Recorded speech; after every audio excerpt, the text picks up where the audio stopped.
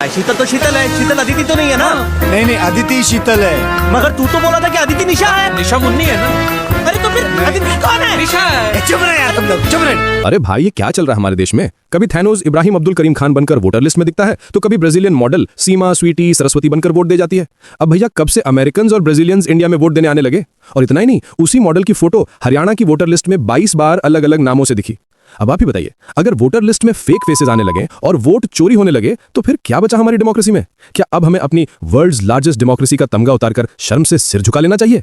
सोचिए जरा, क्या आपने कभी सुना है कि अमेरिका की वोटर लिस्ट में किसी इंडियन का चेहरा मिला हो, या चाइना में किसी विदेशी की फोटो चुनावी लिस्ट में घुस गई हो? नहीं ना, क्योंकि भाई ये सब तो सिर्फ हमारे देश में ही पॉसिबल है।